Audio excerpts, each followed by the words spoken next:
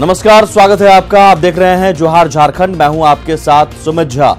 रांची के गोंदा में जहरीली शराब से 5 लोगों की मौत को लेकर जो संदेह दिन भर था, उससे अब पर्दा हट चुका है। पोस्टमार्टम रिपोर्ट में साफ पता चला है कि 2 लोगों की मौत जहरीली शराब से ही हुई है। इन मौतों के बाद राज्य में एक बार फिर शराबबंदी की मांग उठने लगी है।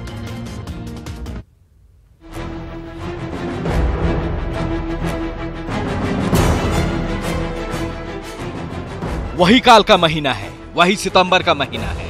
तब भी कई जिंदगियां जहरीली शराब ने ली ली थी और आज फिर वही पुरानी वजह, जहरीली और नकली शराब। और हातमा बस्ती में कई घर उजड़ गए, कई परिवार की खुशियां छिन गई, कई परिवारों का आसरा अब भगवान पर है, क्योंकि घर का मुखिया जिंदगी से जंग लड़ रहा है। काल के इस रात में जाने वो कौन सी घूंट थी जिसे पीने के बाद एक एक कर कई जिंदगियां दफन होती गई।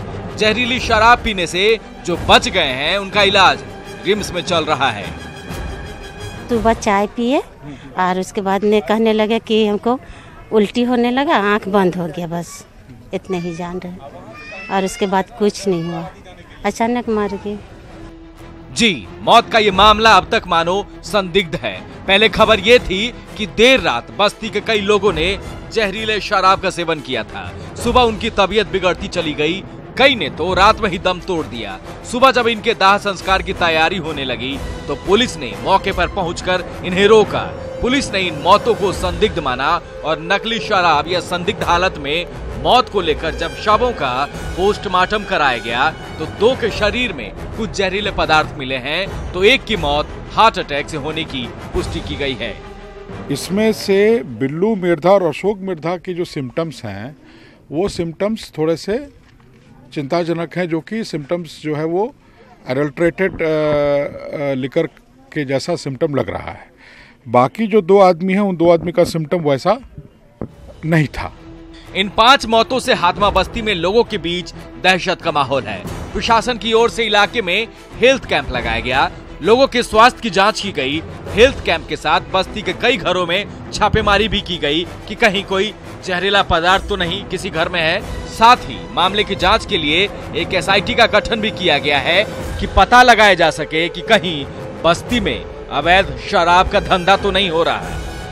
जो ये लोग इसमें संलिप्त हैं, यदि ऐसा देसी शराब का मामला है तो उन पे छापामारी कर उनकी गिरफ्तारी की जाएगी। और पूरे मामले की हम लोग मॉनिटरिंग कर रहे हैं और एक SIT का भी गठन किया गया है। इसमें राजधानी में इतनी बड़ी घटना हो और सियासतदान की जुबान बंद रहे, ये भला कैसे हो सकता है? राजधानी से ताल्लुक रखने वाले नेता हो और उन्हें इलाके में जहरीले शराब का खेल का पता न हो, ये भला कैसे हो सकता है? पहुंच गए दर्द बांटने उन पीड़ितों का। जो एक्साइज विभाग है उसको इस तरह की छापामारी करनी चाहिए कि कहाँ कहाँ इस तरह के निर्माण होते हैं अवैध रूप से, तो उसकी जांच करनी चाहिए ताकि भविष्य के लिए हम लोगों को सुरक्षित रख सके। तो सरकार की जिम्मेवारी इनके प्रति होनी चाहिए थी कि दारूबंदी से इनको राहत मिलेगा, जो सामाजिक मान्यता मिला हुआ है वो खत्म होगा। शराब बन रहा है, सभी को पता है और अफसोस है कि मैं तो इस बार बार इस बात को सरकार का ध्यान आकृष्ट किया है कि शराब बंदी आप यहाँ लागू की। हातमा बस्ती में 5 के मौत के बाद प्रशासन का अलर्ट होना आपने देखा। घर घर की तलाशी अभियान की तस्वीर भी दिखी। शराबबंदी का राग छेड़ जिम्मेदारी से भागते नेताओं की राजनीति भी आपने देखी। अब देखना है जिनके भरोसे राज्य की जनता है वो क्या एक्शन लेती है। ओम प्रकाश, न्यूज़ 18, रांची। वहीं हातमा शराब कांड मामले में जहरीली शराब पीने से बीमार फुलमती का इलाज रिम्स में चल रहा है। उनकी स्थिति नाजुक बनी हुई है। वहीं इस घटना में हिरासत में लिया गया आरोपी का रिम्स में मेडिकल कराया गया। खुद को निर्दोष बताते हुए इस कांड के आरोपी ने कहा कि वो खुद के लिए घर में हड़िया बनाता था, उसने किसी को जहरीला कुछ भी नहीं पिलाया। नहीं, हम तो घर में हड़िया उठाते हैं, अपने पीते हैं हम, बस। वही बेचते भी हैं? नहीं, हम नहीं सर, वो धंधा पानी हम नहीं करते हम। कौन बेचता हैं? बगल में जिसका बाप डेथ हुआ, नाम बताओ ना। हैं? नाम तो क्या नाम तो है। बड़ी खबर धनबाद से है, जहां पुलिस ने कार्मिक नगर के एक बंद पड़े कोचिंग सेंटर से भारी मात्रा में अवैध शराब जब्त की है। पुलिस ने 258 कार्टन शराब जब्त की है, साथ ही 600 लीटर से अधिक कच्चा स्पिरिट भी जब्त किया है। कोचिंग सेंटर के बगल में ही जिले का सबसे प्रतिष्ठित स्कूल है। जब्त की गई शराब पर पंजाब सरकार का स्टांप लगा हुआ है। फिलहाल जानकारी के मुताबिक यहां पर शराब बनाई नहीं जा रही थी, सिर्फ यहां पर शराब रखी गई थी, लेकिन बहुत ही जल्द यहां पर अवैध मिनी फैक्ट्री बनाने की तैयारी भी की जा रही थी, क्योंकि कच्चा स्पिरिट और खाली बोतल, पैकिंग मशीन जैसी कुछ चीजें बरामद की गई। असेसमेंट हम लोग कर लेते हैं, पहले इसका असेसमेंट कितना है, पहले पूरा कंप्लीट पेटी बाहर आ जाने दीजिए, उसके बाद हम लोग बता पाएंगे कि। लेकिन हाँ, जितना भी हम लोग को पेटी दिखाई दिया है सब यहीं लोकली मैन्युफैक्चर्ड है और मतलब हाईली जो है इंजूरियस टू हेल्थ है। ये मतलब लोकली मैन्युफैक्चर्ड है। स्प्रिट भी यहाँ पे मिला है, 31 जो है गैलन है, 31 गैलन स्प्रिट मिला है और ये जितना भी पेटी है सब डुप्लीकेट है, डीमाल है। रांची के खेलगांव में आयोजित 4 दिवसीय लोक मंथन कार्यक्रम संपन्न हो गया। समापन समारोह में लोकसभा स्पीकर सुमित्रा महाजन ने जहां जातिवाद और आरक्षण के मुद्दे पर बेबाकी से राय रखी, वहीं मुख्यमंत्री ने कहा कि हमारी संस्कृति सबको साथ लेकर चलने की है, लेकिन आज की तारीख में कुछ शक्तियां देश और समाज को तोड़ने में लगी हैं, जिससे निपटना हमारी प्राथमिकता है।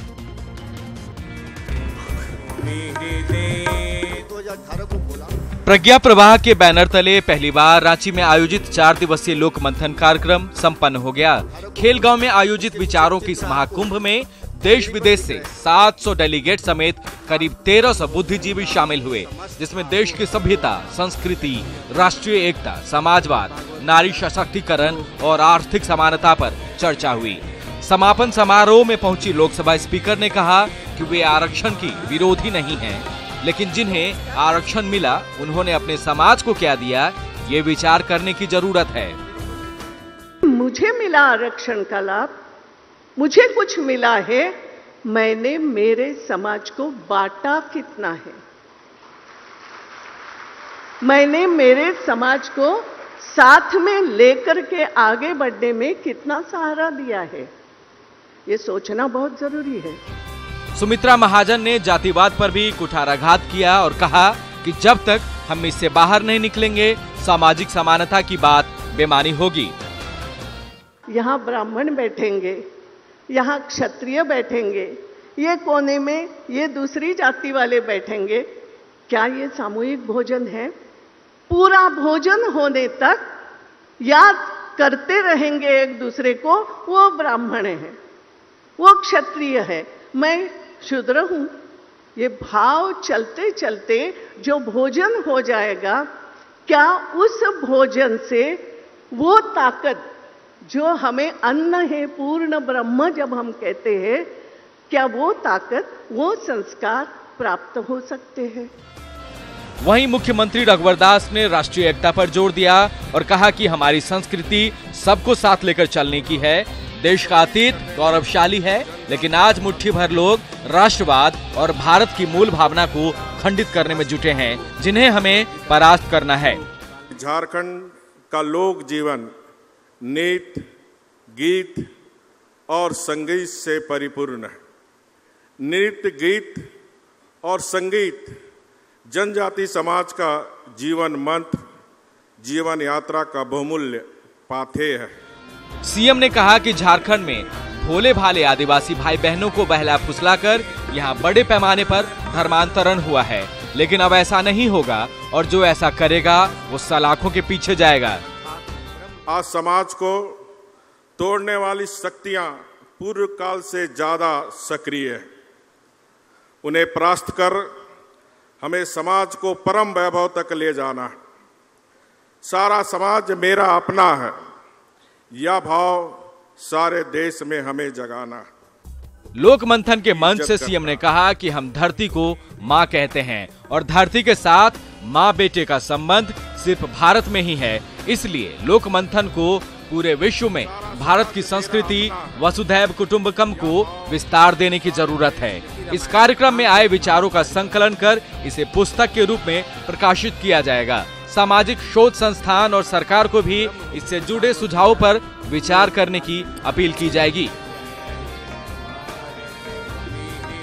राजेश कुमार, न्यूज़ 18, रांची। देवघर में शीघ्र दर्शनम की दर दोगुनी करने पर मचे बवाल के बीच स्थानीय सांसद निशिकांत दुबे ने यू टर्न ले लिया है और बढ़े हुए दर को समाप्त कर पुराने दर को लागू करने के लिए अपनी सहमति व्यक्त की। दर में बढ़ोतरी का पंडा समाज ने विरोध जताया था, जिसके बाद सांसद ने निर्णय को वापस लिया और कहा कि मंदिर से जुड़े मामलों में तीर्थ पुरोहितों की सहमति आवश्यक है। सांसद के निर्णय का पुरोहित समाज ने भी समर्थन किया है। सामने ही कहा, सबके सामने जो पुराना दर है वही रहेगा। इसकी लड़ाई जो है और एक कदम आगे बढ़नी पड़ेगी और हम लोग मिलकर लड़ेंगे और वो जो है रेट उतने पर ही रहे, इसका पूरा प्रयास करें। सर, हम लोगों को अपनी चिंता नहीं है। श्राइन बोर्ड नहीं माना तो श्राइन बोर्ड मान ही जाएंगे जब सांसद महोदय कह रहे हैं, क्योंकि ये पैसा बढ़ाने का प्रस्ताव हमेशा इनका ही हुआ करता था। ये हम हर श्राइन बोर्ड की बैठक में देख रहे हैं। तो अगर ये मान गए कि राशि की वृद्धि नहीं की जाए तो फिर प्रस्ताव ही वापस हो गया। और माननीय मुख्यमंत्री, पूर्व मध्य रेलवे का धनबाद स्टेशन अब आधुनिक हो गया है। A+ श्रेणी का दर्जा मिलने के बाद स्टेशन पर कई आधुनिक सुविधाओं को इंस्टॉल किया गया। इन्हीं आधुनिक सुविधाओं का आज सांसद PN सिंह ने उद्घाटन किया। धनबाद स्टेशन पर अब यात्रियों को लिफ्ट, प्रथम श्रेणी का मॉडर्न वेटिंग रूम की सुविधा मिलेगी। लिफ्ट के शुरू होने से विकलांग यात्रियों और बुजुर्गों को काफी सुविधा मिलने की संभावना जताई जा रही है। वहीं प्रथम श्रेणी के मॉडर्न वेटिंग रूम की शुरुआत से प्रथम श्रेणी के यात्रियों में खुशी है। उद्घाटन के बाद DRM अनिल कुमार ने आने वाले दिनों में स्टेशन को और आधुनिक बनाने की बात कही। आज धनबाद स्टेशन के प्लेटफॉर्म नंबर 1 पर लिफ्ट का उद्घाटन हुआ। यह लिफ्ट खासकर दिव्यांगों के लिए, बुजुर्गों के लिए, महिलाओं के लिए काफ़ी उपयोगी है। पे धीरे धीरे यात्री सुविधाओं का की जो अपेक्षाएं थी यात्रियों को, लगभग सभी सुविधाओं की ओर रेल प्रशासन काम कर रहा है। जैसे आज अभी इसके पहले स्वचालित सीढ़ी यहाँ था, आज लिफ्ट का भी उद्घाटन हुआ। प्रथम श्रेणी विश्रामालय का भी उद्घाटन हुआ। इसके बगल में हम लोग जनरल क्लास वेटिंग रूम बनवा रहे हैं। एक फुट ओवर ब्रिज का भी काम चल रहा है जो साउथ दक्षिणी छोर को उत्तरी छोर से जोड़ेगा। उसके अलावा हम लोग फर्स्ट फ्लोर पे IRCTC द्वारा एक उच्च श्रेणी का कैफेटेरिया का भी कार्य करवा रहे हैं और उसमें लिफ्ट का प्रोविजन होगा ताकि। अपने जमशेदपुर दौरे के दौरान मुख्यमंत्री रघुवर दास ने कहा है कि स्वास्थ्य मंत्रालय की ओर से मेडिकल कॉलेज के लिए हरी झंडी मिल गई है। बहुत जल्द मणिपाल और टाटा स्टील के सहयोग से मेडिकल कॉलेज का शिलान्यास होगा। उन्होंने कहा कि बारीडीह में सावित्री फूले के नाम से महिला यूनिवर्सिटी का शिलान्यास होगा। वहीं सीएम ने कुशवाहा समाज पर जोर देते हुए कहा कि कुशवाहा समाज को स्कूल बनाने के लिए मुख्यमंत्री अनुदान राशि के तहत 3 लाख रुपए दिए जाएंगे। साथ ही कुशवाहा समाज की एक छात्रा को पढ़ाई के लिए 1 लाख देने की घोषणा की है। बिजली विभाग का, क्योंकि बिजली के बिना विकास की कल्पना नहीं की जा सकती। और जब बिजली विभाग का मैंने रिव्यू किया कि झारखंड में 68 लाख परिवार रहते हैं, जहां मात्र 38 लाख परिवार के घर में बिजली था, 30 लाख परिवार अंधेरा। जहां झारखंड जैसे कोयला से पूरे देश को हम उजाला करते हैं, वो झारखंड आधी आबादी अंधेरा। और आज गर्व से हम कह सकते हैं कि 3.5 साल में हमने 24 लाख घर में बिजली पहुंचा दी और 6 लाख जो बिजली गांव में पहुंची हुई है 2018 दिसंबर में। इतनी तेजी से विकास। और ये बिजली के लिए मैं हर महीने ठेकेदार के साथ बिजली के विभाग के अधिकारी के साथ बैठक करता हूं और डेडलाइन देता हूं, कितने समय तक ये गांव में बिजली पहुंच जाए। विकास के काम ऐसे हो। सीएम साहब हर घर बिजली पहुंचाने की बात कह रहे हैं, लेकिन हालात ऐसे हो गए हैं कि रांची समेत पूरे झारखंड में बिजली की भारी कटौती से लोग परेशान हैं। भरपूर बिजली होते हुए भी घरों में बिजली की सप्लाई नहीं हो पा रही है। बेहिसाब कोयला होते हुए भी पावर यूनिट ठप है। वजह सिर्फ एक है, जर्जर हो चुकी बिजली वितरण व्यवस्था। लाइन शटडाउन में है पहाड़ी फीडर। जी हां, सुबह में शटडाउन, शाम में शटडाउन, दोपहर में शटडाउन और रात में भी शटडाउन। ऐसा नहीं है कि सूबे के पास पर्याप्त मात्रा में बिजली नहीं है। कमी है तो बिजली व्यवस्था को बेहतर बनाए रखने के लिए जरूरी इंफ्रास्ट्रक्चर की। सूबे में फैले बिजली के तार जर्जर हो चुके हैं। ग्रिड में ब्रेकडाउन की समस्या आम है। लोड शेडिंग भी एक मजबूरी है, लिहाजा पूरी बिजली होते हुए भी झारखंड अंधेरे में है। राजधानी रांची के लोग बिजली के लिए तरसते हैं तो दूर दराज के गाँव की हालत आप समझ सकते हैं। लगातार लाइट नहीं रहा है तो क्या स्थिति हो सकती है, हर कोई समझ सकता है। परेशानी बच्चा छोटे जो पढ़ने वाले हैं उनको दिक्कत होती है, उनको इमरजेंसी लाइट जला करके पढ़ते हैं। जो मीडियम फैमिली है, बड़ा फैमिली है, वो तो इन्वर्टर लगा है, उनके यहाँ तो दिक्कत नहीं है, लेकिन ज़्यादा नीचे तबके के लोग उन लोग के यहाँ दिक्कत होती है। राजधानी रांची को पीक आवर में रोजाना 320 मेगावाट बिजली की जरूरत पड़ती है, जबकि पूरे झारखंड को पीक आवर में 2100 मेगावाट बिजली की जरूरत पड़ती है। कमोवेश जरूरत के हिसाब से ऊर्जा विकास निगम के पास बिजली मौजूद भी है, लेकिन बिजली वितरण व्यवस्था हमेशा धोखा दे देती है और झारखंड अंधेरे में जीने के लिए मजबूर हो जाता है। हास्यास्पद तो ये है कि जिस सूबे की जमीन अकूत कोयला उगलती है, वहीं कोयले की किल्लत से TVNL की यूनिट ठप पड़ी रहती है। अकेले ये यूनिट 340 मेगावाट बिजली उत्पादन कर सकती है, लेकिन कोयले की कमी से एक यूनिट 3 महीने से बंद पड़ी है। बिजली का शॉर्टेज नहीं है, बिजली अवेलेबल है। और अभी जो RAP TRP के तहत जो हम लोग अंडरग्राउंड केबलिंग कर रहे हैं और केबल से जहां दे रहे हैं, वहां पर थोड़ा सा बिजली का वो भी तो ऑलरेडी हम लोग पेपर में पब्लिश कर देते हैं। मौजूदा वक्त में बिजली हर घर की अहम जरूरत है।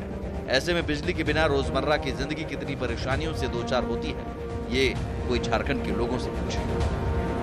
राजधानी रांची सहित पूरे सूबे की बिजली सबसे बुरे दौर से गुजर रही है। यह दूसरी बात है कि सरकार ने वर्ष 2019 तक झारखंड को पावर हब बनाने का दावा कर रखा है, लेकिन यह तभी संभव होगा जब आपके घरों में जनरेटर भी हो। कैमरा पर्सन राजीव रंजन के साथ अजय लाल, न्यूज 18 रांची। रामगढ़ के नक्सली ग्रामीण क्षेत्रों में CRPF की मदद से पहली बार PM के मन की बात का सीधा प्रसारण किया गया। झुमरा पहाड़ स्थित कई गांवों में PM के मन की बात कार्यक्रम को लेकर ग्रामीणों में उत्साह देखा गया। CRPF ने पचमो, हरदाग, रहावन, झुमरा, जुमनिजारा, पन्नताड़ जैसे गांवों में मन की बात के प्रसारण को लेकर व्यवस्था की थी, जहां सैकड़ों ग्रामीणों ने इकट्ठा होकर मन की बात कार्यक्रम को सुना। कार्यक्रम के बाद ग्रामीणों ने CRPF की सराहना की। 26 बटालियन का ड्रीम प्रोजेक्ट था, जिसमें कि ग्रामवासियों के साथ साथ में माननीय प्रधानमंत्री श्री नरेंद्र मोदी जी की मन की बात को सुनाना था। और क्योंकि ये गांव काफ़ी नक्सल प्रभावित है, जिसमें कि पूर्व में काफ़ी घटनाएं भी हुई हैं, उस पर काफ़ी मात्रा में कंट्रोल हुआ है और अभी विकास पे विशेष ध्यान दिया जा रहा है सरकार की तरफ से भी। बोकारो सदर अस्पताल में उस वक्त संवेदनहीनता की हद हो गई जब इलाज के दौरान एक बुजुर्ग की मौत हो गई, लेकिन अस्पताल प्रशासन ने वार्ड से उसके शव को हटाना मुनासिब नहीं समझा। करीब 7 घंटे तक वार्ड में शव यूं ही लावारिस पड़ा रहा। इस बीच बाकी मरीज भी परेशान रहे, लेकिन अस्पताल प्रशासन को जैसे कोई मतलब ही नहीं था। मीडिया कर्मियों ने जब अस्पताल प्रशासन से बात की, तब अस्पताल प्रशासन ने पुलिस को इसकी जानकारी दी और करीब 7 घंटे बाद शव को वहां से हटाया जा सका। छुएगा इसे वैसे, लेकिन हम तो उठाने का कोशिश की, लेकिन उठ नहीं पा रहे, तो चाय भी देने का कोशिश की। अभी तो पता चल गया मर गया, तब क्या किया जाएगा? आप ही लोगों कुछ कोशिश करिए। डॉक्टर लोग आते थे, डॉक्टर लोगों तो आओगे सुई हुई दे के चलिएगी, लेकिन आप उतना शरीर थका हुआ आदमी को आप दवाइए सुई दीजिएगा तो कौन सी होगी? हाँ, हमने दिया है। क्या कब आया था? भर्ती कब हुआ था? भर्ती तो 24 तारीख को ही हुआ था, रात में 10 बजे। पुलिस को सूचना दे दी गई है, हमने अपना आदमी भेज दिया है रजिस्टर के साथ और साइन करके अब आगे क्या होगा। हजारीबाग के इचाक में पिकनिक मनाने गए 2 बच्चों की डोभा में गिरने से मौत हो गई। मामला तेतरिया का है, जहां बच्चे पिकनिक मनाने गए थे। पिकनिक मनाने के दौरान दोनों बच्चे नहाने के लिए डोभा में गए और बच्चों का पैर फिसल जाने से दोनों बच्चों की मौत हो गई। वहीं इस हादसे की खबर मिलते ही उनके मां को यह खबर मिली तो वो भी डोभा की ओर भागी, तो वो भी कुआं में गिर गई। लोगों ने जैसे तैसे महिला को निकाला और उसे इलाज के लिए अस्पताल में भर्ती कराया। खेती वेती करने के लिए बनाए हैं सब डूबा, वही डूबा में दोनों बच्चा खेलने के लिए गए। मतलब वहाँ पिकनिक मना रहा था, नहाने के चलते वहाँ गया डूबा और दोनों डूब गया उसी में। बच्चे की 11 साल उम्र।